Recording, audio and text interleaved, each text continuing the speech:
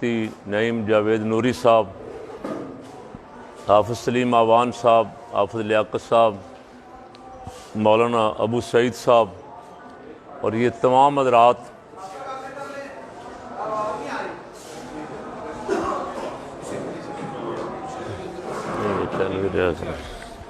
پہلے کیا 2-3 ماہ سے سوشل میڈیا پہ، فیس بک اور یوٹیوب پہ بڑی شد و مد کے ساتھ فرقہ وارانہ مواد لوڈ کیا جا رہا تھا۔ بدقسمتی سے کسی نے اس کا نوٹس نہیں لیا اور وہ آہستہ آہستہ پورے ملک میں آگ کی طرح پھیل گیا۔ اب جب اداروں پہ دباؤ بڑھا ہے تو انہوں نے بجائے اس کے کہ جو ذمہ داران تھے اور ان کے خلاف کوئی کارروائی کرتے، انہیں کیفر کردار تک پہنچاتے، پاکستان کے ایک نامور عالم، محقق، جنہیں آپ اکثر و بیشتر یہاں مختلف موضوعات پہ سنتے رہتے تھے پریس کلب میں بھی، محترم کنز العلماء ڈاکٹر محمد اشرف آصف جلالی صاحب کو ایک جھوٹی FIR کی بنیاد پہ گرفتار کر لیا گیا اور 4th شیڈول میں ڈال کے جیل میں بند کر دیا گیا، اور اس سے پورے ملک میں ایک تشویش کی لہر دوڑ گئی ہے۔ پرامن محب وطن عوام پریشان ہیں کہ یہ کیا ہو رہا ہے۔ آج ہم سب حضرات یہاں جو میرے ساتھ جمع ہیں، سنی ایکشن کمیٹی کی طرف سے حکمرانوں کو خبردار کرنے آئے ہیں کہ ڈاکٹر محمد اشرف آصف جلالی صاحب کو فوراً رہا کیا جائے، ان کے جعلی مقدمات ختم کیے جائیں۔ ایسے مسائل جو صدیوں سے اختلافی چلے آ رہے، کتابیں بھری پڑی ہیں اور تقریریں مختلف ذاکرین کی، واعظین کی، یوٹیوب پہ، فیس بک پہ سب موجود ہیں، اور ان مسائل میں سے کسی ایک مسئلے کا بہانہ بنا کے کسی شخص کو گرفتار کرنا خام خواہ فرقہ واریت کو ہوا دینے کے مترادف ہے۔ اور فرقہ واریت جو ہے پاکستان کو اس وقت جو حالات چل رہے ہیں کسی طرح بھی سوٹ نہیں کرتی۔ ہم نے کل بھی ایک جگہ پہ اپنے ایک خاص فرقے کے حضرات سے کہا ہے کہ آپ اس کے نتائج پہلے دیکھ چکے ہیں، اب ملک میں قتل و غارت گری ہوتی رہی ہے، دشمن اس سے فائدہ اٹھاتے رہے۔ را کے ایجنٹ جو ہیں وہ یہاں گھس کے کبھی ایک شیعہ کو قتل کر دیا، کبھی ایک دیوبندی کو قتل کر دیا، اور الزام ایک دوسرے پہ لگتے رہے، جس کا نتیجہ ہمارے سامنے ہے۔ بہت بڑے بڑے لوگ،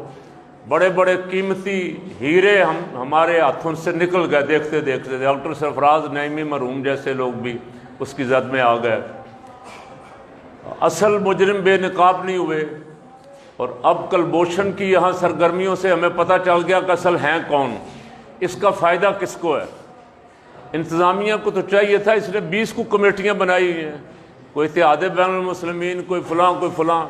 یہ ان کمیٹیوں میں بٹھا کے اس مسئلے کو جب یہ شروع ہو رہی تھی باتیں اسی وقت ٹھپ دیتے، ختم کر دیتے، آپس میں بٹھا دیتے۔ اب ملنا جلنا یہاں کوئی ایک دوسرے کے ساتھ کوئی کفر اسلام کا جھگڑا تو نہیں تھا، سب ایک دوسرے کے ساتھ اٹھتے بیٹھتے مختلف مجالس میں، میٹنگوں میں، کمیٹیوں میں، لیکن اس مسئلے کو ختم کرنے کی بجائے بدقسمتی سے طول دیا جا رہا ہے، اور ایک شخص کو گرفتار کر کے ایک دوسرے طبقے کو کھلی چھٹی دے دی گئی کہ وہ جو چاہیں کریں، اور ان سے بھی ہم نے کہا ہے کہ یہ آپ کے مفاد میں بھی نہیں ہے اور کسی کے مفاد میں بھی نہیں ہے، اس سے دینی قوتوں کا بھی نقصان ہوگا اور ملک کا بہت نقصان ہوگا۔ ملک میں اس وقت چاروں طرف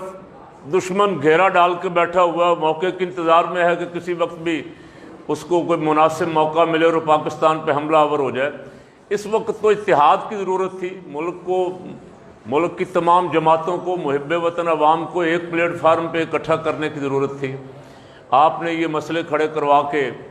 لوگوں کو مزید تقسیم در تقسیم کر دیا ہے۔ تو ہمارا مطالبہ ان سے یہ ہے، آگے محرم الحرام بھی آ رہا ہے، اس مسئلے کو جلد از جلد سمیٹ لیں، ڈاکٹر اشرف آصف جلالی صاحب کو رہا کریں۔ انہوں نے کوئی ایسا لفظ جس سے معاذ اللہ کچھ ذرہ برابر بھی کسی ہستی، مقدس ہستی کی بے ادبی ہوتی ہو، نہ کہا ہے، نہ کوئی سوچ سکتا ہے کہ علمی اختلاف ہے، چلا آ رہا ہے بڑی مدت سے۔ کسی کا جواب دیتے ہوئے ایک بات کی ہے، اور علماء کو بار بار دعوت دی ہے کہ وہ آئیں بیٹھ کے اس پہ بات کر لیں، اور وہ خود کہہ چکے کہ اگر کوئی بندہ سپریم کورٹ میں، اسمبلی میں مجھے بلا کے اس پہ گستاخی ثابت کر دے تو میں پھانسی کے لیے بھی تیار ہوں، 295 بھی مجھ پہ لگائیں۔ اس زمانے میں آپ دلیل سے بات نہ کریں، بحث مباحثہ نہ کریں، آپ بیٹھیں نہ اور ایسے ہی ایک دوسرے پہ فتوے لگا کے، ایک پہ آپ نے ایف آئی آر کٹوائی ہے، ہمارے بہت سارے ساتھی کو 50 کے قریب اور سیڑھیاں لے کے پھر رہے ہیں ذاکرین کی، اگر ان سب کے خلاف بھی ایف آئی آر جو کچھ انہوں نے کہا کٹنی چاہیے اصولی طور پہ، اور ایسا ہوتا ہے تو پھر آپ اندازہ لگائیں کہ ملک میں کیا فضا بنے گی آنے والے دنوں میں۔ تو ہم یہ مطالبہ کر رہے ہیں کہ اس کو جتنی جلد ہو سکے، آپ بعد میں آپ منت سماجت کریں گے، ایک ایک بندے کی نقصان ہوگا، اور جب نقصان ہو جائے تو پھر اس کا ازالہ مشکل ہوتا ہے۔ اب مجھے نہیں سمجھ آئی پنجاب کی انتظامیہ کیا کر رہی ہے، سائبر کرائم والے کہاں ہیں، ایف آئی اے کہاں ہے؟ یعنی سوشل میڈیا پہ ایک چیز اپلوڈ کی جاتی ہے اور وہ لاکھوں لوگ اسے دیکھتے ہیں، کوئی اس کا نوٹس ہی نہیں لیتا۔ اللہ رب العالمین کی بارگاہ میں صحابہ کرام، انبیاء کرام سلام اللہ علیہ مجمعین، اہل بیت اطہار کی گستاخیاں کھلم کھلا، جن کو ہر سننے والا جو ہے کانوں کو ہاتھ لگاتا ہے کہ یہ کیا کہہ رہا ہے، کوئی نوٹس لینے والا ہی نہیں۔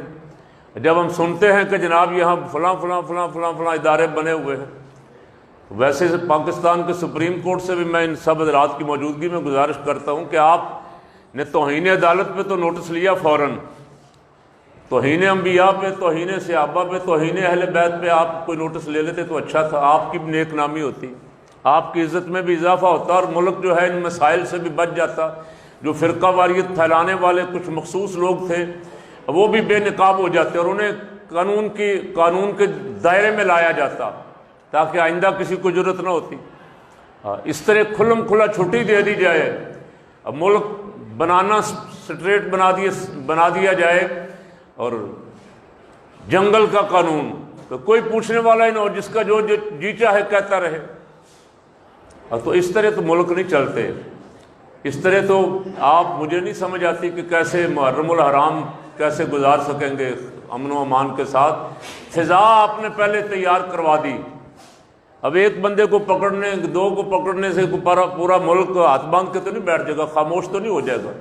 لوگوں کے مقدسات کا اگر تحفظ نہیں کیا آپ نے، اور پھر آپ خالی پکڑ دکڑ سے کہ ایک بندے کو گرفتار کر کے آپ 4 شیڈول میں ڈال دیں گے، کتنے دن رکھیں گے؟ 2 مہینے، 4 مہینے، 6 مہینے؟ آپ کو اس مسئلے کے حل کی طرف جانا چاہیے تھا۔ اب بہت ساری کمیٹیاں آپ کے پاس مرکز میں، وفاق میں، صوبے میں یہاں بیٹھی ہوئی ہیں، آئے دن آپ ان کو بلاتے ہیں اپنے مقاصد کے لیے، ملک کے وسیع تر مفاد کے لیے بھی، اہل اسلام کو ایک جگہ مجتمع کرنے کے لیے بھی آپ ان کمیٹیوں کو بلا لیتے تو بہت اچھا تھا۔ آپ اس وقت بلائیں گے، اس وقت بیٹھیں گے جب پانی سر سے گزر جائے گا۔ اب ڈاکٹر صاحب کی گرفتاری کی وجہ سے جو بے چینی ہے پورے ملک میں، میں انتظامیہ سے کہتا ہوں کہ اسے فوراً، اور اس سے آگے مطالبے کر رہے ہیں، ان سے بھی کہہ رہا ہوں کہ آپ سب بھی ان ایف آئی آروں کی زد میں ہیں، اپنا بچا کرنے کی بھی کوشش کریں اور ملک کو فساد سے بچانے کی بھی کوشش کریں۔ اگر اس طرح آپ کریں گے تو لوگ، پہلے ہم کئی سال بھگتتے رہے یار، کئی سال، اور اس کے لیے حضرت قائد اہل سنت مولانا شاہ نورانی رحمۃ اللہ علیہ نے مختلف جماعتوں کو اکٹھا کر کے ایک جگہ بٹھایا تھا تاکہ یہ مسائل وہاں حل ہوں، اور ان کو کئی دن کے پیرول پہ رہائی ملی۔